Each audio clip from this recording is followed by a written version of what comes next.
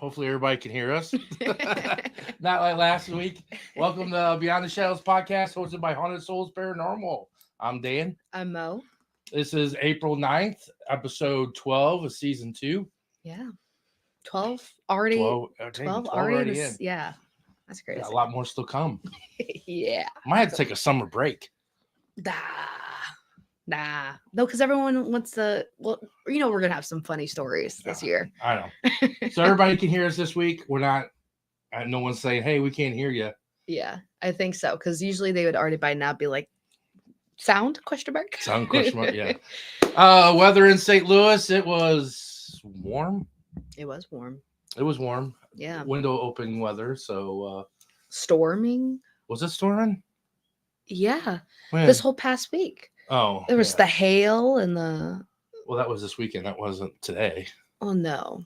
It's just lately. Everybody watched the eclipse yesterday. We're all still alive. The world did not end. Or did aliens did not take over. Or did we? Or are we all spirits now? I don't know. Hey. We'll find out this weekend. Yeah, we're all spirits now. We're living in a spirit world. Oh, that's funny.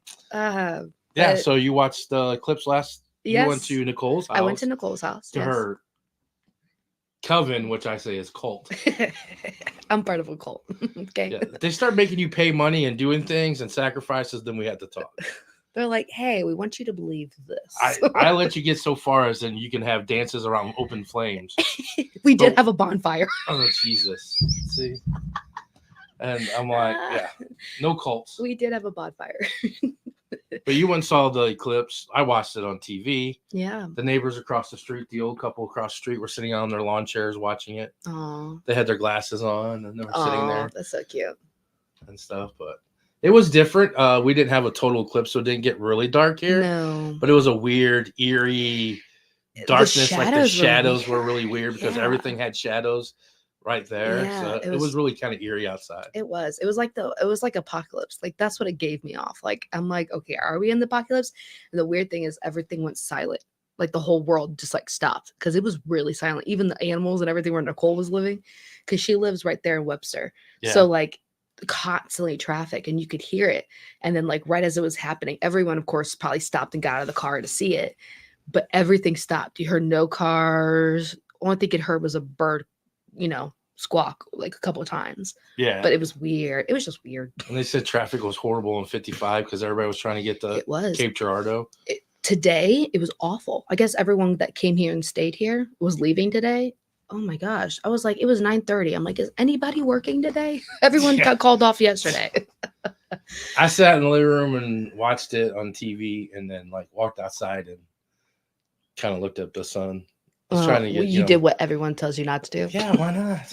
You're already blind, man. Yeah, I mean, that could help. But all right, let's see who's all in the chat today. So number one this week is Kathy. Happy birthday, Kathy. Today is Kathy's birthday. She turned the great age of 40. Yeah, would you say 40? 40, yeah. Yeah. I thought you were gonna say her age. No.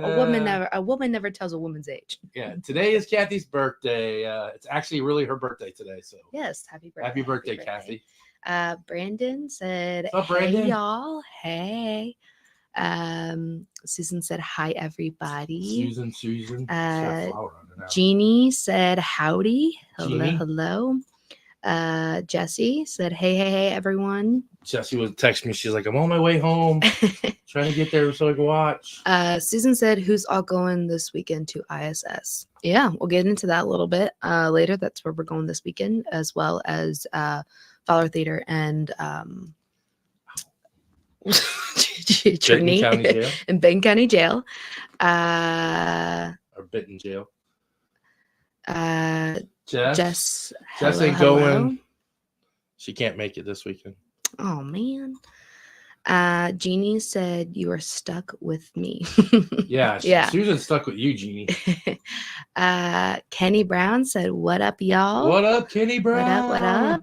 Timswood Kitchen and Bath if you need a kitchen remodel or Pam, bath. Hello. Pam's on early today. She usually comes at like halfway through. Pam, did you see the eclipse? Was it in your path?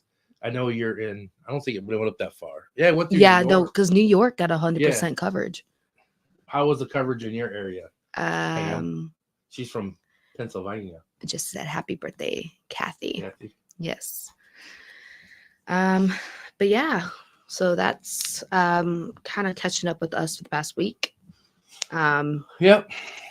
So on that, but this weekend, Friday night we're at Indiana State Sanitarium, and then Saturday we're at Fowler Theater and Benton County Jail. I hope I'm saying that the right way, but our guest is going to let me know if I say it the right way.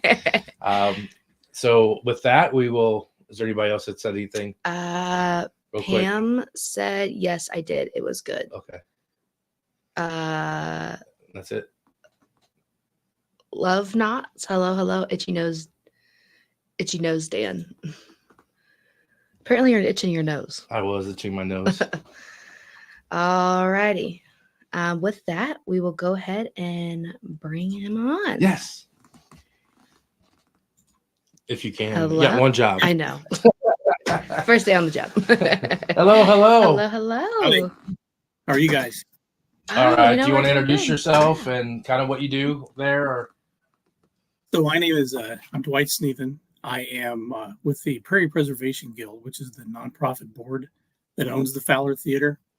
And my role is, primarily around the theater, but I'm also My Haunted Fowler, which is my paranormal persona. And so I manage the theater and the Old Benton County Jail. And you were saying it correctly in terms of paranormal investigations, both private and public that we'll do. And then I'm also a member of 765 Paranormal and do some ghost hunting myself. Awesome. So how long have you been at the Fowler and Old Benton County? So I have actually been volunteering for the last 7 years.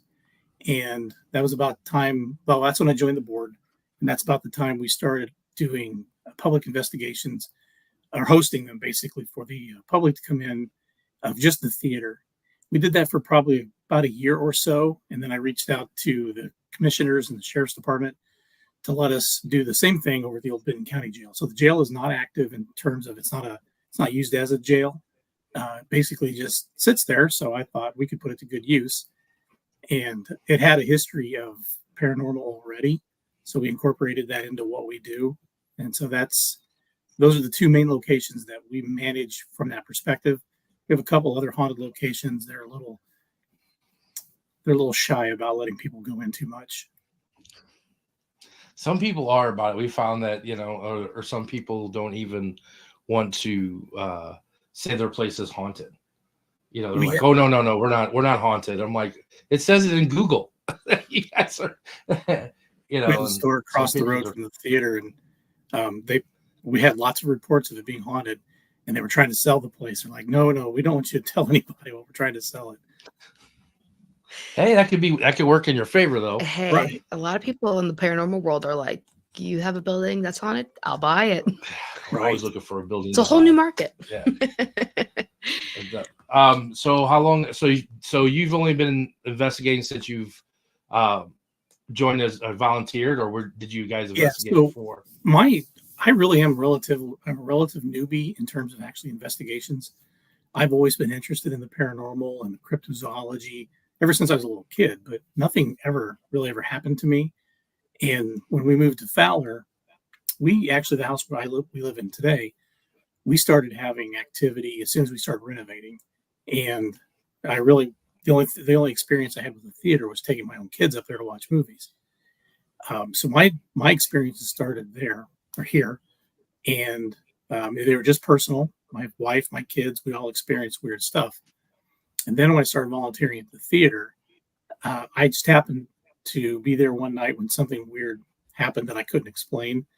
I brought it up to the director the next day, and she's like, oh, that's probably one of our ghosts. I'm like, what ghosts? And so from there, I got introduced to 765, who were paranormal, who were just starting to do the investigations. And I guess I asked enough questions to bug the heck out of them, and they asked me to join them. And so that's how I got my start. They're like, why don't you just come on and just come with us. Just come with us. Everything will be answered. Yeah. Okay, so we're going to both locations this weekend. I know we have to start out at the jail first because Fowler Theater is actually still an active theater. Yes. You guys show movies there. Ghostbusters this week or King Kong? King Kong. King Kong. We just finished Ghostbusters was there. Yeah. Yeah. So, and then we can't get into there until like 10 after they clean up and stuff. So we'll be, Right. I think we're going to do Benton County from 9 to 2 and then Fowler from 10 to 3. That's how we figured. That's how I guess we're going to work that out. So, yeah, you get both places. So let's start with the Fowler Theater. What kind of, I mean, if you don't want to know people, now's the time to mute your TV or whatever. Yeah. But tell us some of the residential ghosts if you have there, or what's a good piece of activity or something that you guys captured there at Fowler. Well, I'll start real quick with the history. So the theater itself was built in 1940. And when they built the theater, there was actually a hotel in the same spot where the theater is now. And they tore down the eastern third of the hotel. And I always like to tell that part because we don't know if our paranormal experience started with the theater or with the hotel that used to be there. So there's a lot of history we don't know about in terms of anything that happened in the hotel. So that's when the theater started in 1940. The original owner was named Dick Velastos. We think he's one of the spirits that has returned. We had people doing paranormal ghost hunts investigations prior to the renovations that we started in 2000. Actually, the renovation started in 2000. The owners at that time were going to tear down the marquee, turn it into a warehouse, and basically the theater would be gone forever. And some people in town found out about it and literally ran across the road, asked the owner how much he wanted. He said $30,000. So the lady that did that, she went home and told her husband, she goes, guess what? We just bought a theater. So she had worked with an accountant that they created the Prairie Preservation Guild so that way it could be owned as a nonprofit. So when they started the renovations, they had shadow figures, noises, voices. One story was the principal who'd been helping with some of the renovations was up on a ladder, and the ladder started to go backwards, and he thought for sure he was going to fall. And he said it felt like somebody grabbed the ladder and pushed it back up against the wall. He was working one night by himself. He was looking up the long aisleway toward the front of the theater, and he saw a man in a trench coat and a fedora walk toward him and cut across behind the concession area. He brought it up the next day to the board, and they're like, oh, yeah, that's probably Dick Velastos. And so he quickly learned about some of the paranormal himself. He's not a big fan of it. He was in one of the documentary we did a few years ago, and he just didn't really want to talk a lot about it. But his wife convinced him. So he had that experience. From that point forward, the renovations took place. In 2015, the theater opened up to what it is today. I joined in about 2017 on the board, and lots of anecdotal stories about the paranormal. But in 2018, we got a grant for some security cameras. Once we got the security cameras, we had a lot more opportunity to capture stuff overnight. We've had lights go on in the middle of the night, voices. I would say probably more audio captures than video. We've got like somebody whistling in the middle of the night, knocks, like I said, the lights flashing. We tried to, whenever we had something like that was electrical related, we would have it checked out because we want to make sure it wasn't a problem with wiring. And this is a building rewired and everything was brand new. So we do try to debunk from that perspective, because we don't want the theater to catch fire with faulty wiring.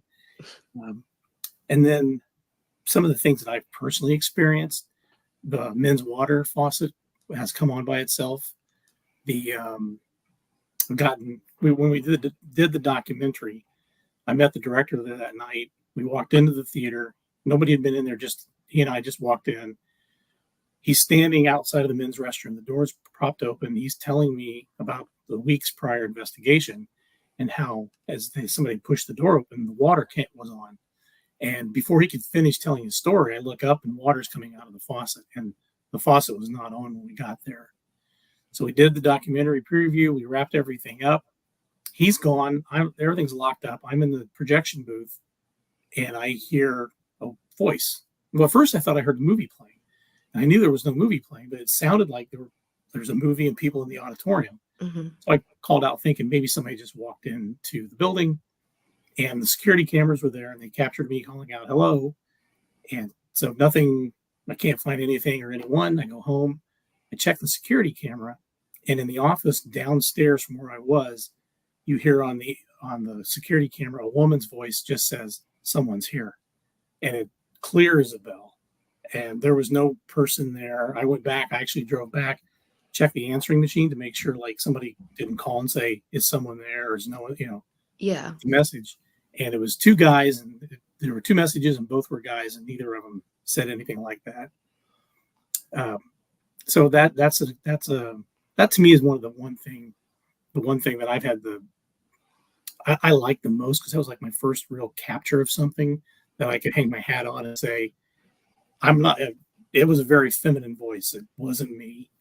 But we've had like one time the director, she texted me and she said there's somebody whistling in the lobby. I went on the security camera. She's in her office, and it sounds like a man in the lobby just whistling while he works. And so it's things like that I find even more fascinating. And I love it when you go into a ghost hunt and you capture something, but I love it even more when it's just sort of like just happens, just a part of the workday. Yeah, it's that raw evidence, and that's the residual. That's probably the residual ghost, either a spirit that's a maintenance man or somebody that used to work there a long time ago. Even in the hotel, when the hotel stood there, right. It could be the maintenance man from that hotel, and he's just what we call the residual ghost is that it's a ghost that's just doing his normal thing that he normally did. If he whistled while he was working or taking his, and that's what that would be, a cool residual ghost capture that you got. Well, that's one of our working theories with the auditorium. It's a big auditorium. It's not a huge theater, but it's big enough. And people report seeing things and hearing things up high. Well, as I think about that would be the second or third floor of the hotel, this big open area. So maybe we're picking up something, like you said, residual that was from the hotel and really has zero to do with the theater. Yeah, I mean, you could never know. I mean, you don't know what kind of maintenance man, they always had one, or a guy that worked at the theater, the projector booth guy or whatever, and he probably did odd jobs back in the 40s or whatever. So, yeah, you don't know if that's someone that enjoyed his time at there. I mean, I would definitely if I was to want to go somewhere, the Fox Theater where Broadway was, I can sit and watch shows all the time. That's where I would want to go. I mean, you get a lot. I mean, have you guys, other than the guy in the trench coat and the fedora, has anybody ever seen someone sitting in the seats? So people have reported seeing, so Dick, the original owner, and his wife Hazel had an area. So the seats we have today are not original, but there was a general area where they sat. And people often report seeing somebody sitting in those chairs. We've had I had an experience where somebody was sitting in the chair. It was like 68 degrees in the auditorium. We had a thermometer near their leg, and it was not a thermometer, but you know what I mean? I can't think of the word. But it was like 45 degrees by his leg in that chair for like 5 minutes straight. And everywhere else was around 60 some degrees. So we've had those kinds of experiences. So I've seen the apparition of a little girl, looks like 1800s kind of dress. The director, she has seen the same thing, basically in the same area. We have a couple child spirits, which makes me think could be back to the hotel. We also had a train crash basically across the road and down the way, that if you believe spirits can travel, there were 25 people that were killed in the train crash. 9 to 11 were burned alive, and some were children. And so we wonder if maybe we've got that kind of presence. But there was a little boy picture captured by a group. They're taking pictures behind the stage, and it's the face of a little boy. It's roughly in the same area where you've had what sounded like a little boy calling out, just sort of like a loud kind of laugh. Mm-hmm. And then another time where it's clearly they're yelling out, "Mom." Oh, wow. Wow.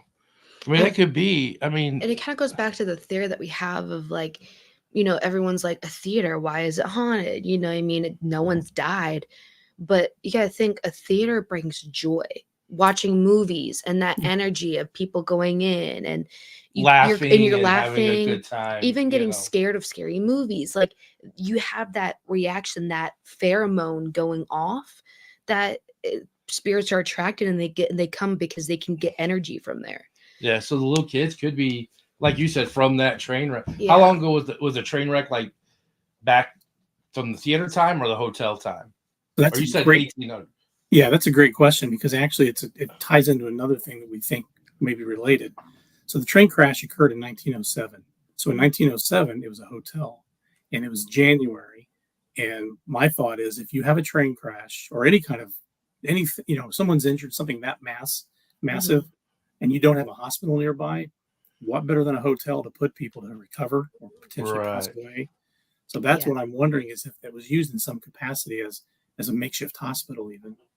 Yeah, Just a trauma center, just until they can Right. get there. yeah. That would That's a make lot. sense because it was That- cold. Yeah, that's a lot of more Especially area. if it's just down the road, you're like beds, Yeah, beds, beds like in the area. Yeah. exactly. Like And then you got, like you said, majority, a lot of them were kids that died. Well, then you have those children spirits that are there, Yeah. especially like the little boy calling for mom yeah, or stuff like that. So Well, that is really interesting, though. I mean, interesting wise, because everybody's like, oh, and I've heard that people are like, oh, it's a theater. Why would I go hunt there? But just because it's a theater now, it wasn't a theater the whole time. yeah, well, and women have reported the most discomfort, I'll say, backstage. Nothing like something's attacking them, but drained. And so I kind of wonder if maybe a child is not reaching out, trying to connect to their mom, and if they're Right. draining energy, they're more than likely to go toward a motherly figure than a father figure. Trying yeah, to think. Ooh, I'm the only male Saturday. yeah. So we'll start to stick all the women back there. Go, shoot, go. One at a time. There you go. And you go back there. Yeah. You go back there. But yeah, no, I mean that's some questions that, and everyone who's going that's some questions to ask. Are you from the train crash? Are you like, why are you at the theater? Did you come here when you were injured? Yeah, we have like a Fox Theater here in St. Louis. It's a huge, where Broadway shows and concerts, and I've gone on their ghost tour. She actually works for the people that did it now, but they hold tours there on Halloween time. And they said there's multiple pictures of a lady in white that sits in a certain seat, and she's been captured numerous times sitting in that seat, and I'm like, maybe that was her thing.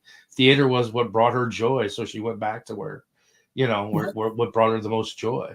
Yeah, and I would agree about the whole joy aspect, in that there's definitely two vibes, and I hope you'll experience it, because the theater is a welcoming vibe, some joy and so on, maybe a little bit of sadness as I think about a little kid who's lost, looking for their mom. Right. Yeah, Take that and then go over to the jail, not so joyful.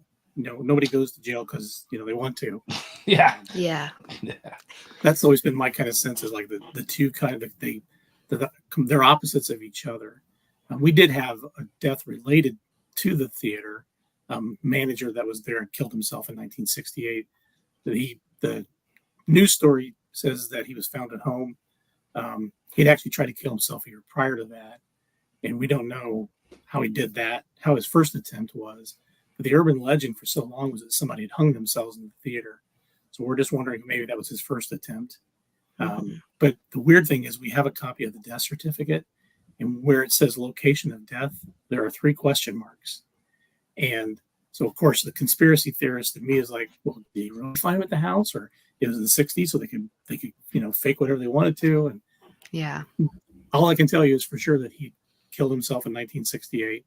And so there's a level of wonder if that's not one of our spirits as well. That was kind of his safe place. He loved that place. People that were little kids at the time have told me since that he was picked on a lot by the men in the community. He didn't fit in.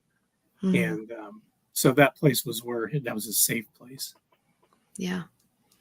And then how far apart is the jail from the theater? Roughly 6-7 blocks. Oh, okay. So we had to try. Ooh, I didn't think about that. Everyone go on a field trip. Yeah. Just everyone has to meet at a certain time and then walk down. Yeah, walk down and we all just drive back down to the theater. Yeah. We'll figure it out. Yeah, and what you could do is you could meet at the theater in the parking lot and then take a couple cars over. So the jail is in a residential area. We do have a neighbor next door, which was wonderful because they're into the paranormal. They love it. My wife came up with this idea actually. So we have a little bat signal. It's a little ghost light. So we put it in their window so they know we're there. And we put one out front so the police know we're there. And then we do the same thing in the theater. I always contact the sheriff and the police chief ahead of time because I just would hate for anything to go wrong. They go knocking on the door. They're Excuse like, me, why are you here? They're like, there's a bunch of flashlights in there. Yes, that has happened. We have an old I'll call it a museum. It's the Historical Society. Well, we investigated there one night, but I forgot to let the police know. So I come down the stairs and there's Officer Don. I'm like, what's going on, Don? He goes, oh, it's you guys. Never mind. We're good. Like, jeez. He's probably like, I would scare the shit out of me. I've been like, whoa, hey, what's going on here? That is occurrence. The living is more scaring in an investigation than the ghost. It scares you. Yeah, more. you get scared more by the living than you do the spirits. But and you said something about most of the stuff that occurs, like what you've captured at the theater, is stuff that you weren't prepared to. Like you're just doing your own thing, and then all of a sudden you hear the noise or something like that. And I tell people their big things are always like, oh, I want to see an apparition. I want to see that ghost and stuff. And I'm like, you won't. If you're going out to look for it, you're never going to find it. Right. It always happens when you don't expect it to happen. Like you're doing your own little thing. Like all the 3 apparitions that I've seen are the 4. Yeah, 3 of them's applicator.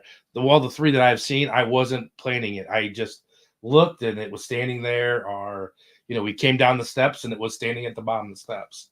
That's what happened to me at the theater. I came in, so sometimes my wife and I will grocery shop for candy. So I'll go in and buy some candy, and I'm on the security camera and putting my money in the candy jar, and I grab a couple candy bars and I see something out of the corner of my eye.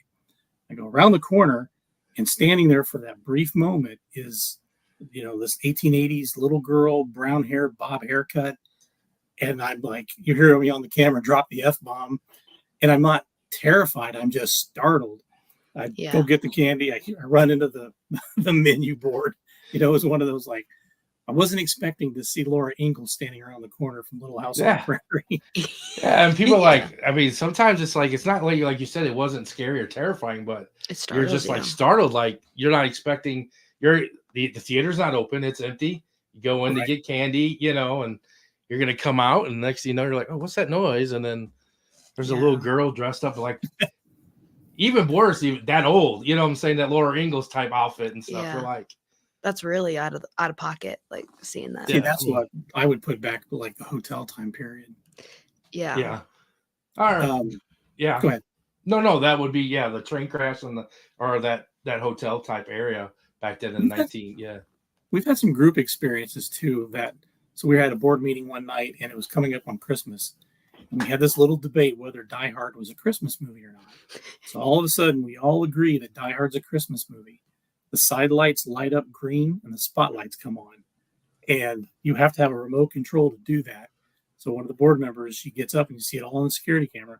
She goes up the concession area and she comes back and it was in the concession area. So we figured the original owner was in agreement with us that Die Hard is a Christmas movie. They're like, ding, ding, ding, you got it. Yeah. That's time someone says that. All right, so 6 blocks down the road is Old Benton County Jail. Yeah. So we're gonna switch. Like you said, it has to switch. Yeah. It has to switch demeanors because no one likes to go to jail. Yeah. And stuff like that. So it has to be a little bit darker. I wouldn't say like evil, but it's a different energy. Yeah. So it's kind of like the history and the occurrences that happened there. Yeah. So the jail is actually, I'm going to guess, the oldest or maybe second oldest building in town. There could be a few houses maybe in that age range because the house that was originally built for Moses Fowler is still in existence. Yeah. But the town was established in 1872. Okay. The jail was built in 1876. And it's all exterior. The exterior is all limestone. So if you're into stone tape theory, that's a great place to contain energy. Yeah. The jail itself is 4 stories counting the attic. So the attic is pretty creepy, pretty open area. The thing that scares me the most up there is the bat. Other than that, it's a great place to investigate, because I've been there 2 or 3 in the morning, lights out, completely dark, and you hear something that could be nothing more than a mouse, but that freaks you out pretty well. Then the second floor was actually the residential area for the sheriff and their family. So up until they'd actually lived there for longer than that. So the sheriff and family would occupy the front of the jail. There was a kitchen, 3 bedrooms, a large bathroom, and we've had activity on that floor. We have less knowledge of the history of like the sheriffs and the families. I've been trying to get at that, see if there's any kind of resources I could use to just understand, who was the first sheriff, who was the whatever sheriff. We've got some information about. Oh, I'm sorry, I'm jumping around. So anyway, that's where the family would live. The first floor is the kitchen. There's an office. There was an area that you would check in the criminals, and then jail cells. There's 2 levels. One level is 7 cells with a padded cell. And then the upper level, which you can't get to without a ladder now because they tore out the stairs, is 3 cells on either side, with the last cell on each side being a bathtub.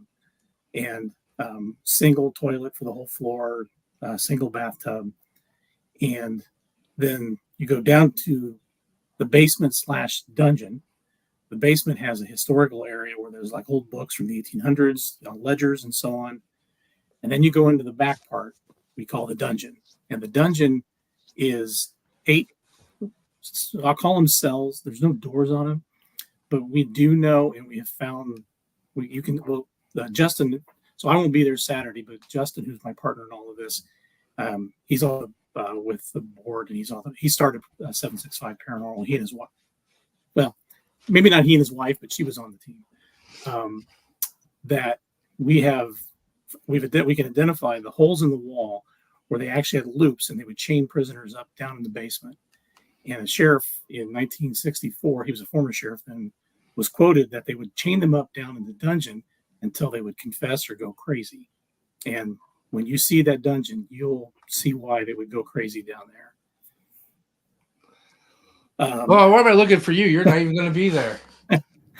I'm trying to think where I was going, though, so what we do know historically of crimes within the jail. I always say theater when I mean jail when I mean theater, but there was a sheriff who died in a shootout. That was back early in the 1900s. And then we had a gentleman by the name of Jacob Nelling, who was accused of murdering a 15-year-old girl from the community. She was from a prominent family. And they brought him back the night before his trial from the Lafayette jail. So they brought him back, and several hundred men actually came up to the jail, told the sheriff, bring him out. And the sheriff said, I won't bring him out, but I won't stop you if you come in and get him. So they came in, they broke him out of his cell. They took him about 100 yards from the family home, and they lynched him in front of the family home of the girl he killed. And then they put him up in the town square in another town and had a note that says, this is what happens when you kill people in Benton County. And we have a photograph of it. So it's a photograph of him upright, head to the side, and several men standing right after they'd hung him. Wow. Don't go commit a crime there. Nope. 1883. So the justice was a little different back then. Yeah. I love how the sheriff said, hey, I'm not going to bring him out, but I ain't going to stop you if you want to come in and get him. That's very much sheriff from back in the day. I'm not going to stop against the 100, not good odds. No, yeah. I mean, you've seen that in a couple movies too. Like, they've had movies where all of them come, the sheriff's like, you're not doing it tonight, guys. I think more prisoners back in those days were worried about the lynch mob other than going to court, because lynch mob's not going to give you a fair justice. Yeah. They're just going to kill you. They've already got your verdict. Yeah, they already come. Yeah. So it's funny is that a lot of sheriffs worried about that back in the day, the lynch mobs, that these people were going to come and, for these prisoners and stuff. I'm like, a jail wasn't even safe. Most people are like, well, okay, I'll go to jail so I don't get in trouble. That wasn't even safe back then. No. Well, down near the dungeon too is the original evidence room. And so some of that energy around, so there's evidence that was in there from suicides, attempted murder, fights. So that, weapons are going to have some negative energy associated with them as well. Oh yeah. But I would say that the dungeon is probably, that area is the most active, at least for me and quite a few others. We've had, I've had somebody whisper in my ear when I was alone. I thought my friend was standing behind me. I was watching an SLS camera, and I see this softball-sized blob go down the side of this door laying on its side and go behind the door. And in my right ear, I hear, I go, "Hey, Pete, did you see that?" And I turn around, and there's nobody there. Pete was at the opposite end. And so that was probably the most uncomfortable moment I had at the jail. In that same general area, there are two women at a different time, and they're doing an EVP session. And one of the women, her name was Paige, and they asked a couple questions, and then you just hear this gravelly voice go, "Paige." And they quickly were like, "Okay, we're here, done." And they just scooted out of there. Okay. I have to change the story, but that was the same incident last weekend at Mineral Springs. Well, all lights were out. We were in the pool, and we were doing like a Estes method. And I'm sitting on the steps all by myself, and all of a sudden I hear this in my ear, and I was like, "What the?" And it was one of the guests had walked up. It stood up behind me and breathed in my ear, and it freaked me out. I was like, because I was sitting, like on that step, you can't get behind you. Yeah. And I was like, "Oh man." I'm like, "What are you doing?" I was like, that's scary. I can only imagine though. I mean, once you looked, and mine was a guest, but I can imagine looking behind you and not seeing your friend. You're like, okay. I'm like, so the dungeon is pretty active down there then. And yeah. And then there's one of the bedrooms, which we don't know for sure, but we're guessing maybe it was one of the children's bedrooms. But there's one where it seems to be activity from a child. And we've had a lot of the stuff that we've encountered there have been captured on an EVP or during. And now the director does not allow Ouija boards in the theater. Don't worry about that. I'm not so strict about it in the jail. I won't usually do it, but if people want to do it, I've seen it happen. It's not allowed on our events and stuff like that. I tell rules that it's not. No Ouija boards, no candles, nothing. If you're seen doing it, then you'll be asked to leave. I just don't want to deal with it. It's your ghost, so we're not trying to cross anything over or bring anything new. That's your job. That's your job. It's you guys want to get rid of, or you want to add more, go be it. It's on you, not me. It's not our building. If you want to do Ouija boards in your own building, all props to you. I mean, we see them everywhere we go. I usually won't do them myself, but they had one where they spelled out the word knife. And I knew that in this, it's an old HVAC pipe. It's down in the dungeon again, that same area. And I did not, so I'm 5'8". I don't see very high to where this is. And one time I had a friend with me. He goes, "What's this knife doing up here?" I'm like, "What knife?" And he's like, what do you want to do with it? I said, "Leave it. I don't know why it's there, but I don't want to take it. I don't want to touch it." And then, I don't know, several months later, a group came in and they were doing a Ouija board in that area. And they spelled out the word knife. And I'm like, "Hey, Brian," who was the head of that group, I said, "Go look in that pipe." Now, I don't know, like I said, the history of that knife, but it just was a little too close for comfort. Well, it's twice too. It's not like a one time. It's been done twice. So anything twice to me, like 2 people seen it or 3 people, that's validation for me. Yeah. If I'm not the only one that's seen it, someone else has, or it's experienced it twice, to me, then that would be a validation for that. That would be somebody wants the attention of the knife, or either they want you to move it, or I'm not moving. I wouldn't move it either. I wouldn't. Like he said, I would just leave it there. Be like, "Look." And so they tell me to move it. Knife, move. Exactly. I ain't getting my fingerprints on that. All yours. And I will say, in the cells, we do get activity. The main cells, cell doors clanging.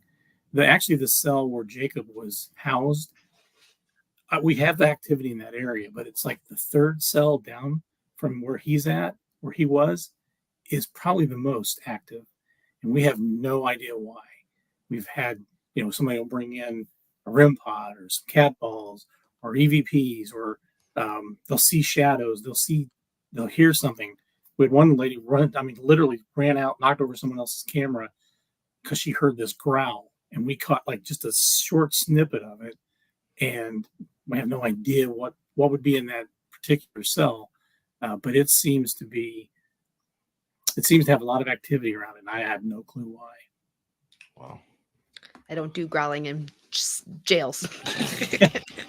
You have to worry about it. You ain't gonna be there. They ain't good. I just Watch. You're not gonna come Saturday, and we're gonna have be off the charts. most coolest experience. I and know. Capture the most stuff, and you won't be there. I know. I know. I'm kicking myself in the booty for it. I don't know. I might go watch the movie before I get Hey, you guys, you got this under control. I'm gonna go watch a movie. I'm gonna watch a movie. You guys go to jail. I'll see you later. I love old theaters like that. I mean, I'm 52, but I mean, as a kid, that's the kind of theater we had. We didn't have multiplex theaters. We had one single auditorium, and they had those metal seats with the thin cushions on them in the backs and stuff. And that stuff still brings. We have one theater still here in St. Louis, the Tivoli. Not the Tivoli. What's the one we once saw the Horror Fest and what Haunted Garage? I don't know. I don't remember. I can't remember. But it's haunted too. Yeah, that theater is haunted too. Yeah. I think it might have been Zach Bagans, but somebody who's on television said they believe every theater is haunted. And I think I don't necessarily, I have no opinion one way or the other. I think it goes back to what we said earlier. There's joy, there's excitement, there's energy. Mm-hmm. It wouldn't surprise me that it's a draw.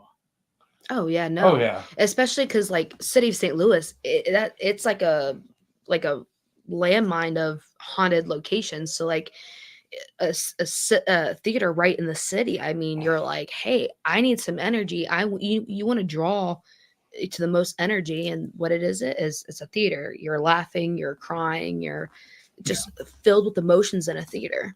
Same thing with a Fox theater, the energy, you have to have energy when you come out on stage to perform. And so it's, I never, going into paranormal, I never thought that theaters could be haunted, but then like experiencing stuff at the theater we went to, hearing the Fox theater and now hearing Fowler theater, like now it's starting to piece together of like, oh yeah, like it truly could be theaters that something simple as that is to bring so much energy that could be haunted. I think I saw your theater. Have you had like what's the TikTok group, Spirit Stalkers? Yeah, they've been there several times actually. The young kids. Yeah. I think I saw their live one night and I was watching it. They were there. I believe they're at your location there. Yeah, they've been there in the jail. They had an experience at the jail that I think is still one of the best that I've seen. I wasn't there. One of our other volunteers was there. So it was just Jacob and Noah, just the two of them.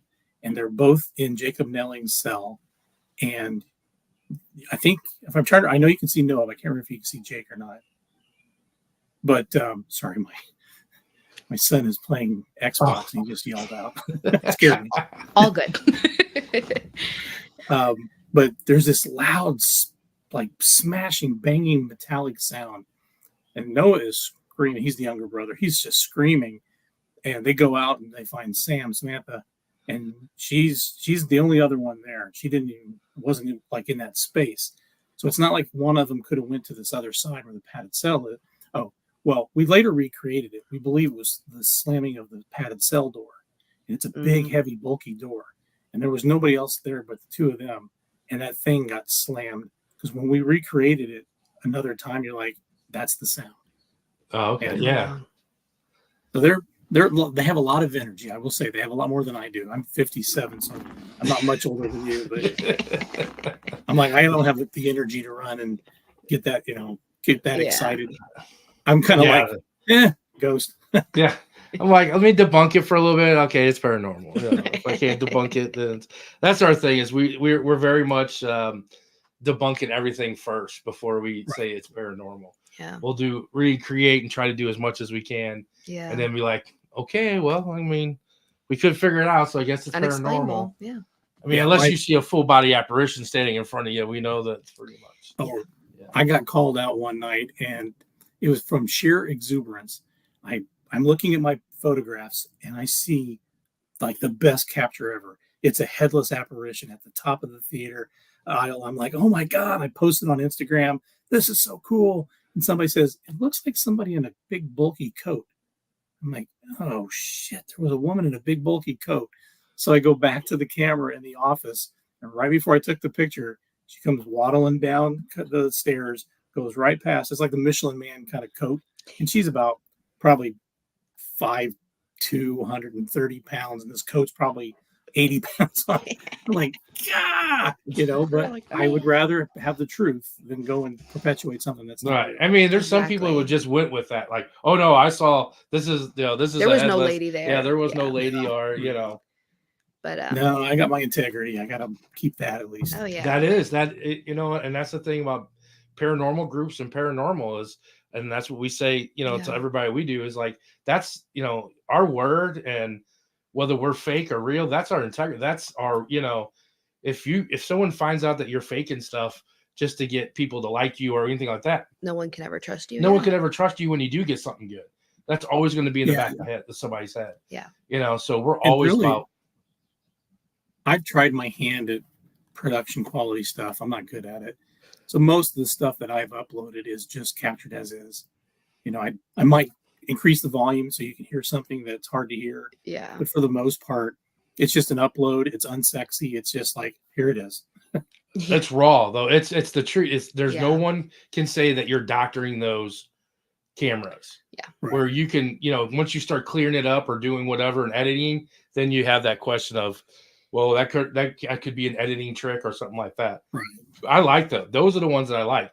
Those are the ones that give me goosebumps because it's like you're actually watching it real at that time, and stuff. And you guys having cameras there, that's phenomenal. I can't imagine. It has to be a fun thing to go in the next day and be like, okay, let's see. Or does it tell you when something goes off? So it'll tell you when there's motion. So I get alerts for motion. For audio, it doesn't do that. Like I've got a home camera that I set up here that will do motion or will do audio alerts. But what I will typically do on a Saturday or a Sunday, usually everybody's still asleep when I get up.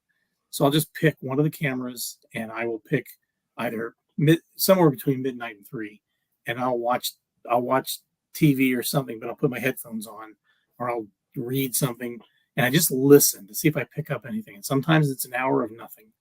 And sometimes it's an hour of, what was that? And so that's where I picked up some whistles and some knocks in the middle of the night that we can't always explain.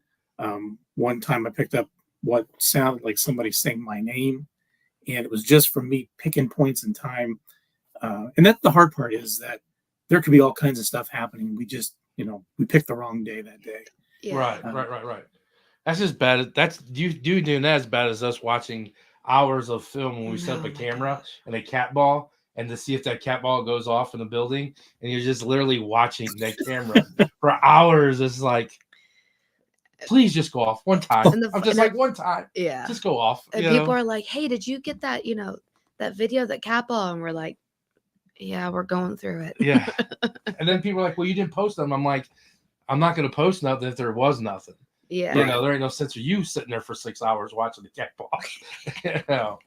Yeah. The motion alert is the thing that gets me the most excited. And then of course I'm like, it's a car going by. But at least I have a way to know if something moved in or near a camera. Yeah. And that part has it's produced some pretty good results. Yeah. Not That's always, cool. but Now, do you guys we've been able to debunk some of them, like the door to the projection booth opening up. Mm-hmm. That showed up one time on a camera, but we went up and we pulled the handle on the exterior door to the projection booth, which then popped open that door that opened by itself. So there's, if you don't latch it all the way, it'll open. So it was one of those, we're like, oh, cool. Oh, crap. Yeah, exactly. Damn it. I thought we had something there. I was like, damn.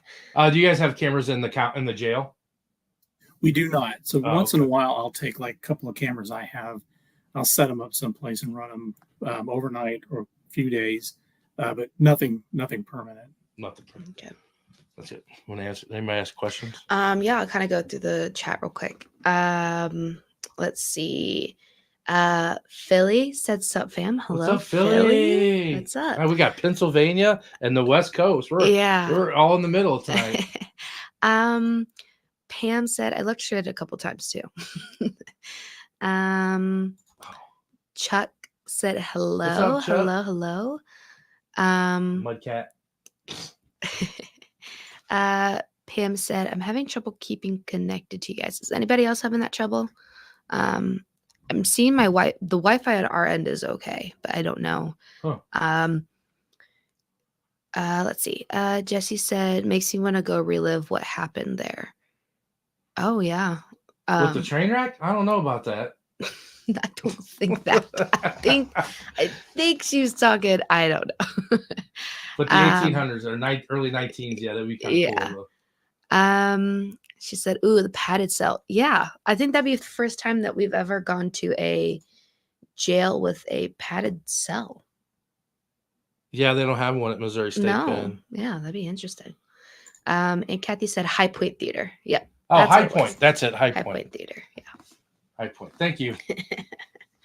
I couldn't think of the place right there. Yeah, High Point is a single auditorium, and they still have those metal, weird green cushiony seats and stuff on theirs. We sat there I was like, oh my God, I gotta get up. This is I was like, these don't recline. They don't.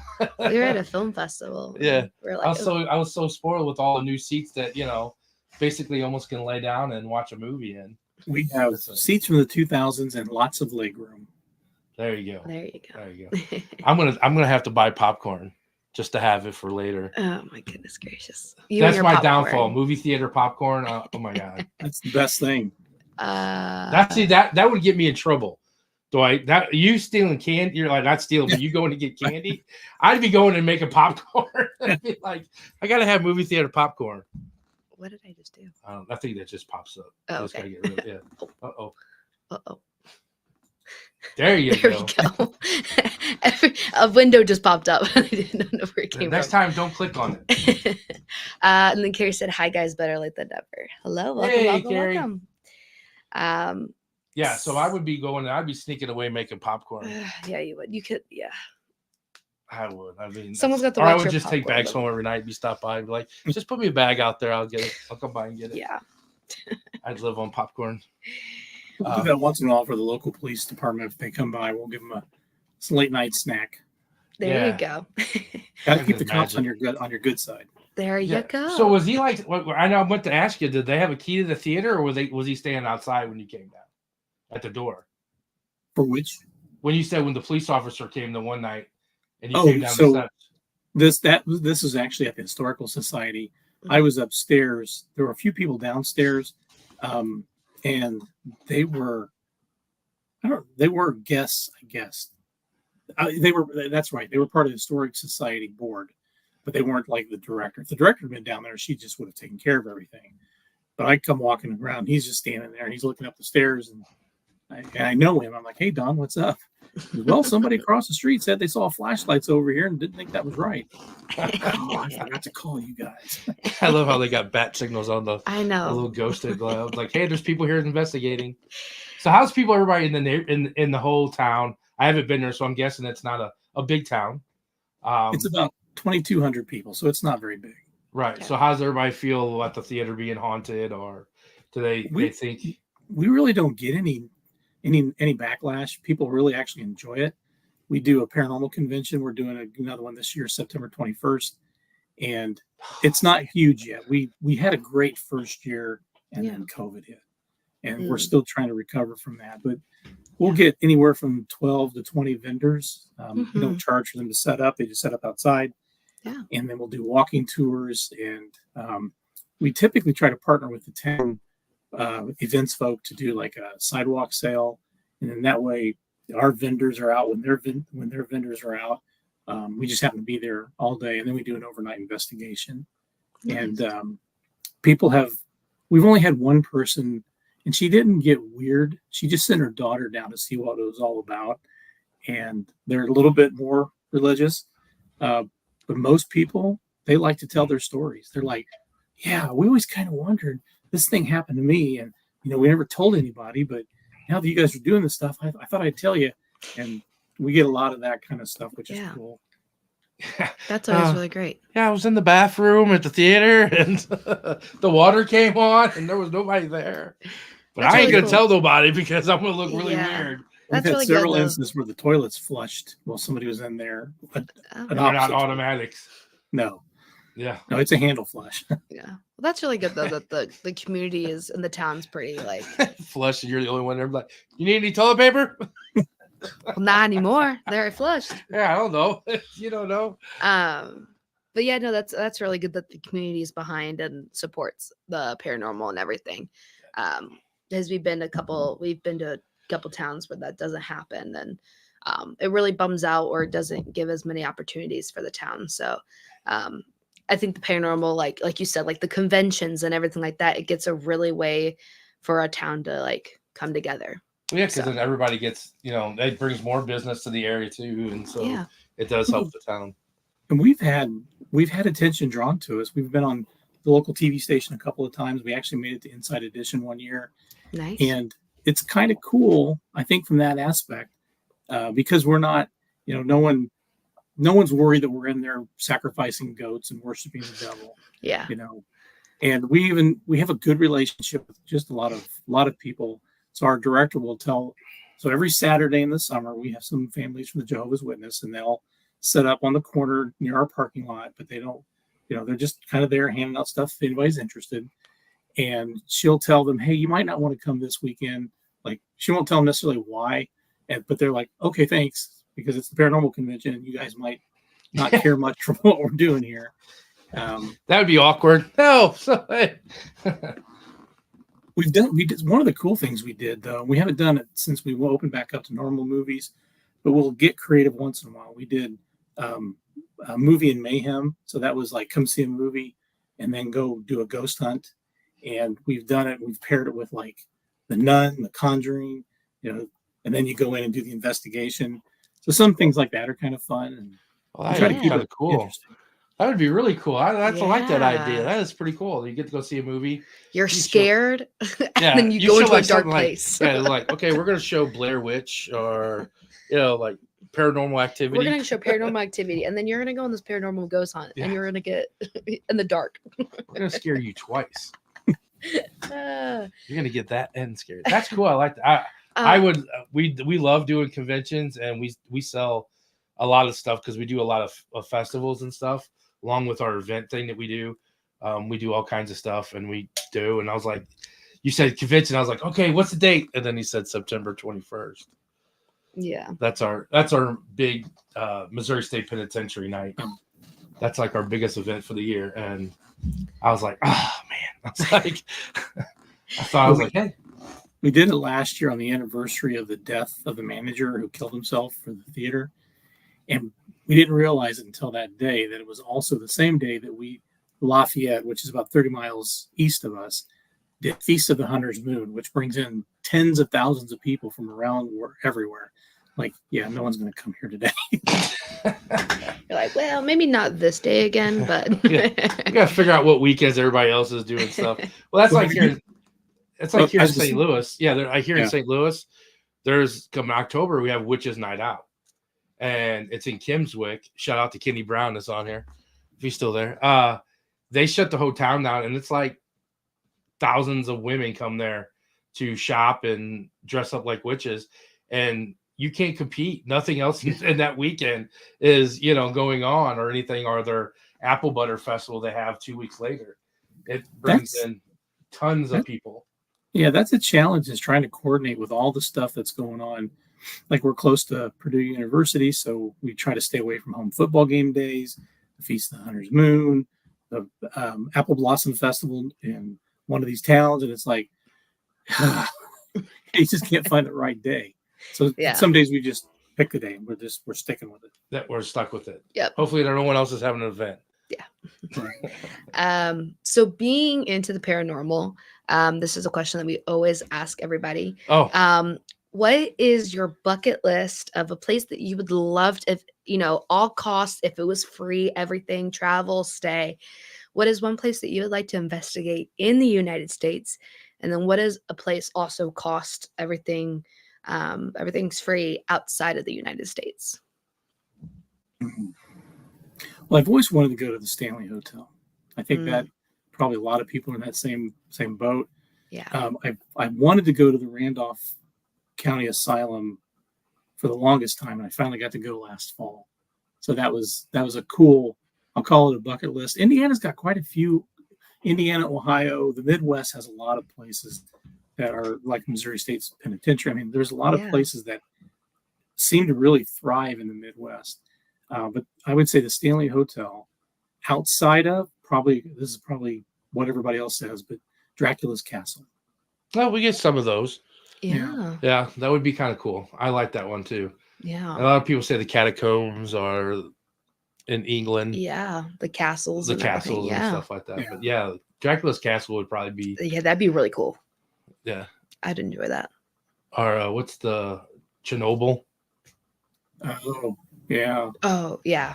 Mine is Auschwitz. I would love to go investigate Auschwitz. I think that would be. I don't know if the somber of all that, or it's right. I would think that the energy is so. It wouldn't be like an angry energy and, that we've ever. It has to fluctuate there. Yeah. But yeah. Some places would have to be somber. I think some would be more, just like in Missouri State Penitentiary, when you go to the gas chamber, it's very somber there. There's nothing mean. There's nothing, it's very peaceful and calm there, because I think people had made their mind that this is their end. They weren't, they were at peace and, when they were going to get executed. So, but yeah, that's mine. That's some good. I forgot to ask him. I know it's a bit. We normally ask paranormal group, but you are paranormal, so I didn't even forget to ask him that question. Yeah, I think the hardest part for me is there are a lot of places I want to go to, but with running two places ourselves, it's hard to get away. I've got my regular job, I've got my family, I've got my volunteer work, and if I go one more place, my wife might just change the locks on me. But I've done the Crown Point Jail. I don't know if you've ever been there. So Crown Point, Indiana, which is north of us. That's where Dillinger broke out of. I've heard that one, but I haven't been there. Yeah, that one's that was very active. It was really cool, and it's huge compared to like our jail. It's a small town jail, but it's 6,000 square foot of nooks and crannies and so on. The Crown Point Jail, it's not quite a penitentiary, but it is a good sized jail, because you're dealing with Lake County, Chicago, all the criminals back in the day that a lot of Al Capone folk through there. And now, does that have the sheriff's house in the front too? Yeah, the sheriff lived in the front of it. I believe so. I know when you go in there now, it's all like office, but then you go through this little door and it goes out into the jail. Yes. Okay. Yeah. I used to work for a company, and they were looking at adding that to their group of places to go. And they said that they used to have a motion activated baby. I don't know if they still had it's a doll, but it's a motion activated doll that would sit by the cell. And they had gone out, and the one guy was taking pictures by himself inside there, just taking pictures and stuff. And that doll went off, and he's on video. And you can see him like poke his head real slowly around the corner, because he's like, I didn't want to see what was there or what. And he's like, because he knew he was the only one in the building. What are you doing? Nothing. Why you looked all creepy doing that? Don't do that. No, because Mom's 5'1", and I just saw like okay. Oh, acting all creepy and stuff behind me. But yeah, I mean, that's, he was like, I didn't know if they still had that or not. Just a question too. Just a question off the thing, since you've been to Randolph. I think we're having an event there in August. How was that place? That place is really cool. I mean, the building itself is just the historical look and feel is so awesome. But when I first got there and we were doing the walkthrough, I probably had it felt like the most activity. Then once we started going on our own, it was a little bit, but when she was walking through, the person giving us the tour, it was like something was following her and interacting and participating. I got a picture I'm taking a picture down one of the hallways, and there's two women and a man standing behind my left. And in one of the pictures, there's two women to the right, and there was nobody there at the time. And so that was really cool for me. I had something, what I believe at minimum was tossed at me like a pebble in one room. But there was nobody. I was by myself. Now I did try to figure out maybe it fell from the ceiling, but it didn't. It seemed to come toward me, not down at me. Yeah. So it's a great place. I think it's awesome. So, I mean, if we're going to ask him a question here real quick, we'll ask him about paranormal. What would be one place that's your favorite place to, other than Fowler and the Benton? Because you go there all the time, so that's your home away from home, which is kind of cool that he get to go to the haunted location when he wants. He's like, oh, I'm bored. I'm just gonna go do some investigating. I've done that. Yeah. What would be a place that's like your favorite other outside that you've been to?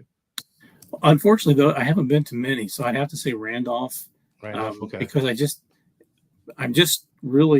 been to a few places, like on a family vacation. We went to Traverse City, Michigan, and there was an old mental asylum that they've turned into apartments and retirement home and stores. And we did a walk through there. They don't do paranormal investigations, but it was really kind of cool. And the guide told us some of their experiences. They're like, we're not telling you this is haunted, but we're telling you things happen. And so that was kind of cool. But I'd say between Randolph and Crown Point, I think Randolph would probably be my favorite. I'm trying to get to a few other places this year. Some folks are trying to help me as well by inviting me to different places. But it's like, okay, April, for example, every weekend is booked in April at either the jail, the theater, or both. So I'm really kind of stuck here for April. Anybody got a place during the week? My weekends are booked here. Is there any more questions or anything? I went to have asked any questions. Philip said, "Is the prison still active?" No, it's not. And then NSP TV Paranormal Podcast. So what's up, everyone? Haunted Souls Paranormal. We're going to talk to you guys real soon. Cool. Yes. Dan Luis said, just liked and followed. Thank you. He said, I'm from South Bend, Indiana. Thank you. Nice. Thank you. And then Kenny, he said, yeah, Witches Night Out is crazy here. It's our biggest event. Yeah. So it's the same thing where you're like, well, that's the weekend of Witches Night Out. We're not going to plan our thing. They literally put their tickets on sale and they sell out that day. Awesome. It's crazy. It's just our first year last year, we went there as a vendor and drunk witches buy everything. I just have to say that. They bought everything we had. We came with 4 totes and we walked away with a half of one. It was crazy. That's great though. Yeah. I mean, it was great for selling, but didn't even know what we were getting into on that one. The person from South Bend, we're not that far from South Bend. We're just 30 miles west of West Lafayette. So the South Bend person knows where that is. Yeah, Dan, if you want, we will be there this Saturday.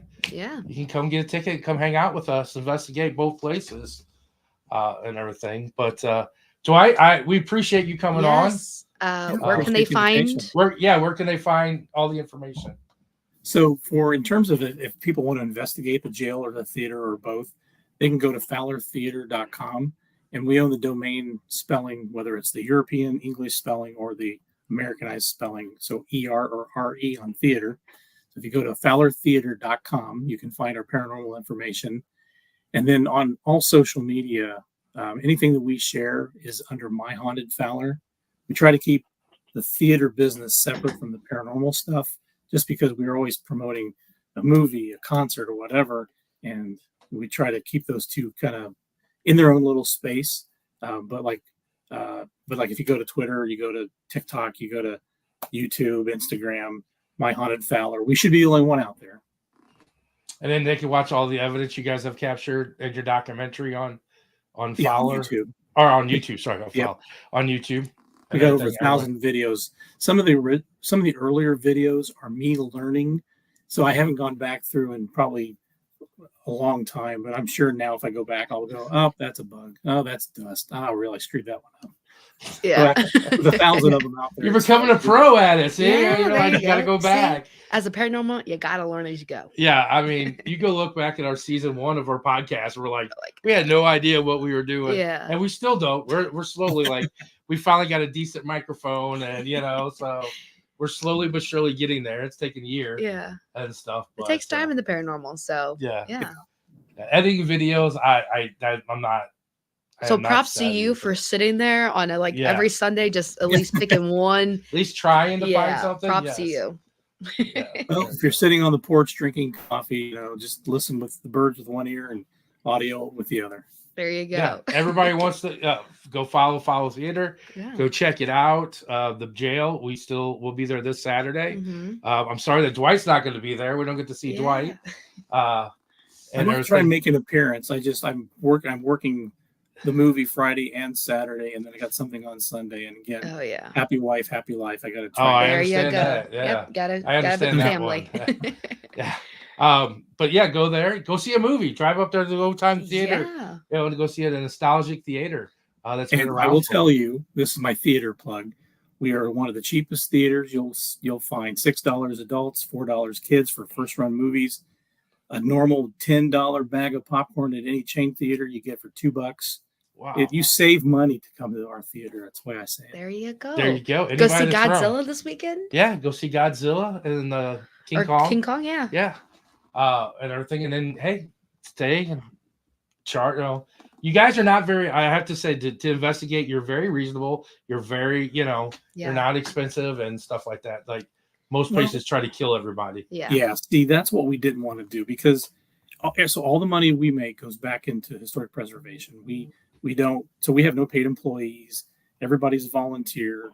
When you come watch a movie, every person working that movie is a volunteer. So it is that's what keeps us going, because I think if we had to try and pay employees and so on, we'd be stuck. But we do take that money, we put it right back into mostly the theater. We'll use some of the money to do things at the jail. We try to do an annual cleanup day, and it's not that the inside of the jail gets continuously dirty, but the outside does, just from not being well attended to. And so we try to find a way we can pitch in. We get paranormal groups that will come in on that day. Northwest Indiana Paranormal and regional investigators of the paranormal have come down and help us do cleanup days. Last weekend, when we were showing Ghostbusters on Saturday, I was surprised. We had a group come from Indianapolis. It was a 90-minute drive for them. They came up to watch the movie, support the theater, and then gave us a couple $100 donation. And then Northwest Indiana Paranormal, about 12 of them came down, and they're about 90 minutes away in the Griffith area. So that's like in the Crown Point, Hammond, Gary, sort of it's Chicago East, we'll call it. So it's Indiana's part of Chicago. But they drove like 90 minutes to come down and support us. So that's the thing too, is we want this to be, what you give us goes back into the theater, whether it's money for an investigation or your time or your talent. And we want that sense of welcome that, people know that we appreciate what they do. And we've had paranormal groups volunteer. They'll wear their team shirts, and they'll, one of us will lead from the board, and they'll come in and we'll promote their group. And so there's different things people can do to give back, or just come watch a movie.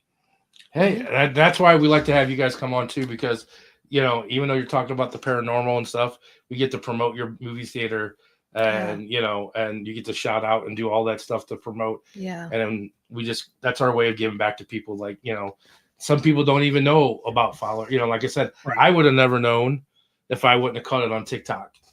And stuff we're like a blip.